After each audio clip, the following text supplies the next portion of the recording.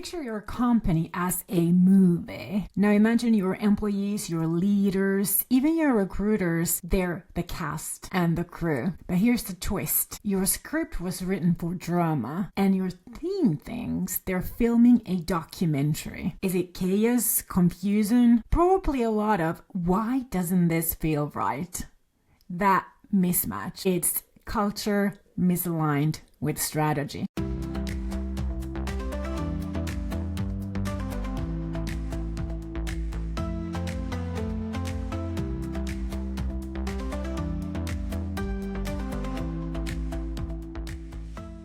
Hello, my friend, and welcome back to the Story-Driven Business Podcast, where we decode what it really takes to build a magnetic business from the inside out.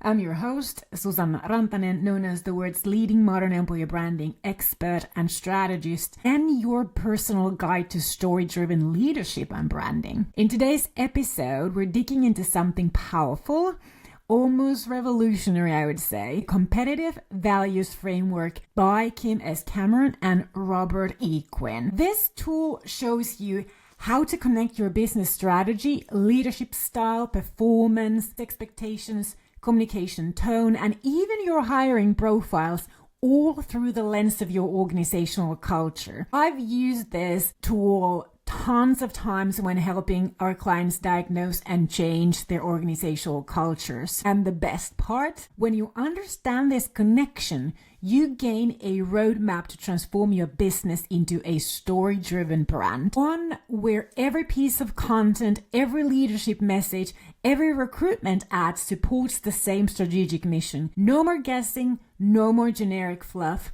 only resonance. Let's dive in. I'm going to start by digging into the Competing Values Framework, CVF. It is one of the most respected culture models in the world, and for good reason. Think of it as a 2-axis grid. On one of the axes, do you prioritize flexibility or stability? And on the other one, are you more focused on your internal people or the external market? Pretty simple questions. This creates 4 culture types, so visualize a 2x2 matrix. And on your top left, you have what is called a clan. It's flexible and internal focuses. This is a family-style culture. Think team spirit, loyalty, people development. HR is a caretaker. Leadership is mentorship. Then you have your top right, Adhocracy. This is flexible plus external focus. A startup, innovation-driven, fast-moving culture. Here, leadership is visionary, risk-taking is applauded, and HR is a catalyst for change. Then you've got your bottom right. This is the market.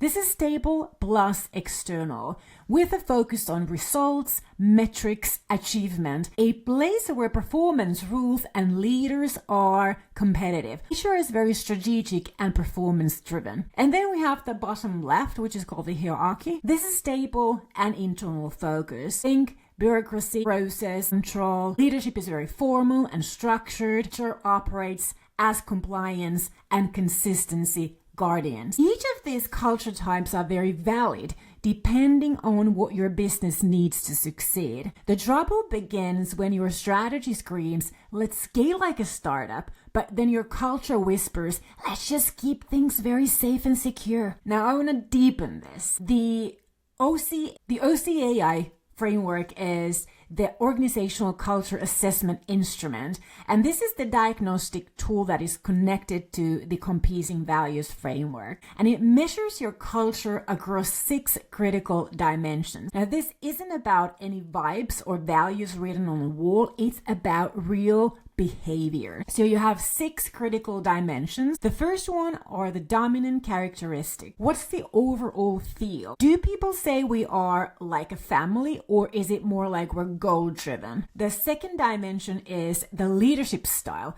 Are leaders mentors, entrepreneurs, coordinators, or competitors? The third one is the management of employees. Do we empower people, or do we micromanage them? The fourth dimension is organizational glue. What is it that holds us together? Is it loyalty? innovation, or policies or targets. Then the fifth one is strategic emphasis. Are we aiming to grow through innovation, efficiency, people, or results? The sixth emphasis or dimension is success criteria. What do we celebrate? Is it new ideas? Is it team spirit, cost control, or market dominance? For business leaders and HR, this insight is gold, and I want to paint you a picture. So if you're in a scale-up phase, your strategy demands flexibility, external orientation, and speed. That's the Adhocracy culture. Scale up is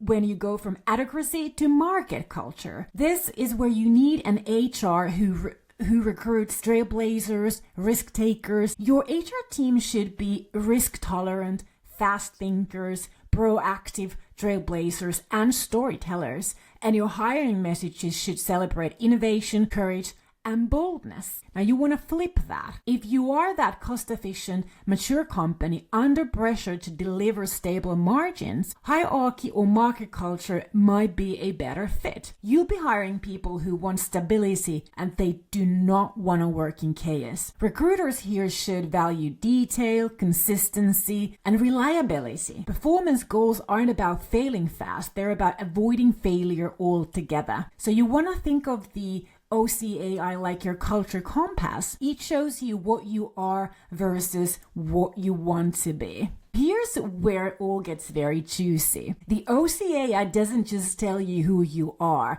it tells you what you want to be or what you should want to be. There's a quiz in my free PDF about strategic organizational culture, and I will add that link to the show notes page of this episode that you can find at modernemployerbrand.com/podcast195. In this quiz, you'll distribute 100 points across 4 statements per dimension, 1 for each culture type. And you do it twice, once for your current state and once for your preferred state. And then you compare.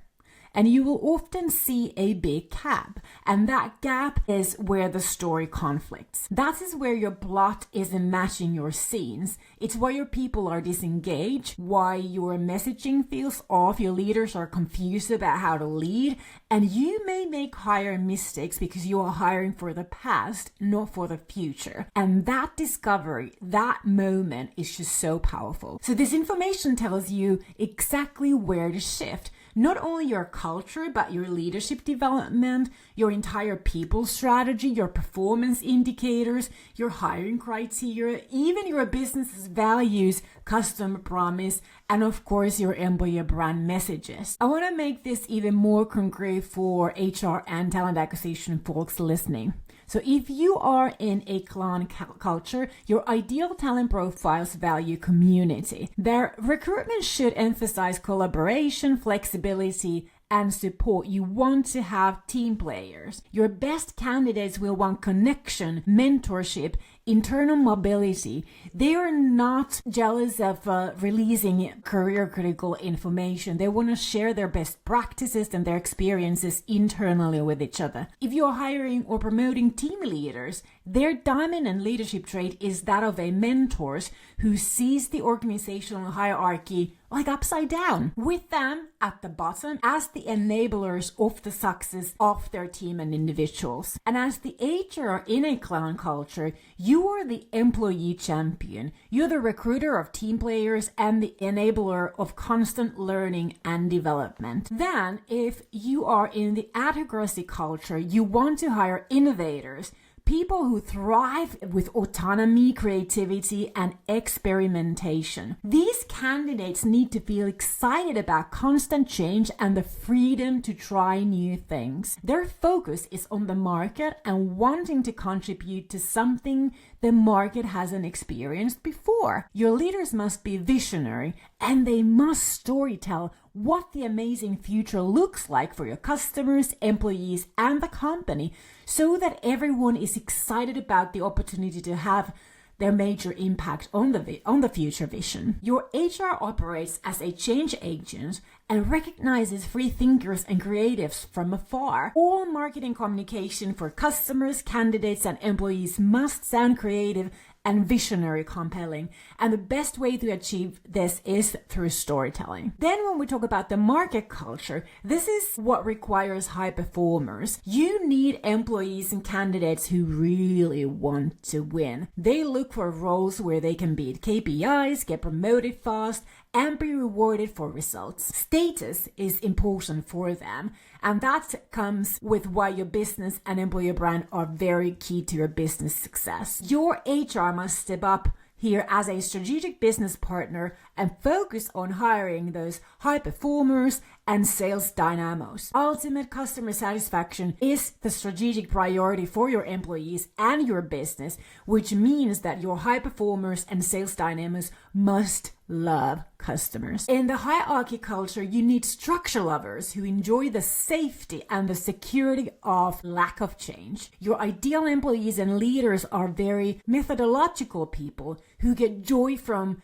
ticking of boxes, following protocol, and maintaining order. Compliance, accuracy, and fairness drive their engagement. Your HR is the operations enforcer who knows how to hire process and protocol first, detailed doers, with no interest in looking outside the box or experimenting with anything. You want your people and your processes all emulate efficiency and effectiveness, but also high quality. Same job titles, but totally different personality fits depending on your culture, and then your culture depends on your business's strategic emphasis. In simple terms, a scale-up needs bold recruiters, a cost-efficient business needs meticulous ones. Putting a procedure junkie into a startup, that is like giving a librarian a fire extinguisher, completely useless in an open mic night. Now, cultures evolve, and they should, as businesses evolve too, but they rarely evolve without friction. Startups often begin as adhocracies, risk-taking, bold,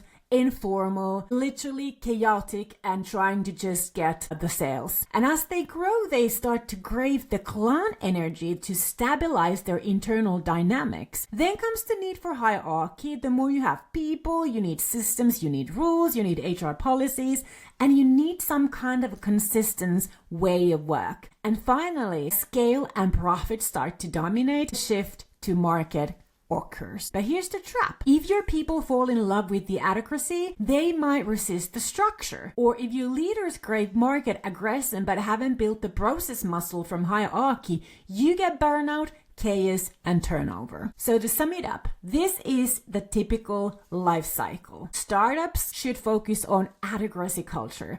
When you start growing, you start shifting towards a clan culture, which is the more family building oriented. Then as you mature, you need some hierarchy for structure. And as you start scaling, you want to evolve into a market culture for competitive advantage, growth, and brand recognition. Transition demands new leadership, new kinds of personality traits, and recruitment language. Culture inertia is culture death. You can't scale your business if your culture stays stuck. And understanding this life cycle helps you build a company and lead with empathy and business strategy. And this is where my magnetic employer branding method shines. We take the diagnosed culture and the strategy behind it and translate that into a narrative framework. Internal storytelling brings the culture to life. It turns abstract values into real, repeatable behaviors. Recruitment content reflects not just what a job is, but who thrives in this environment. Leadership communication mirrors the culture quadrant.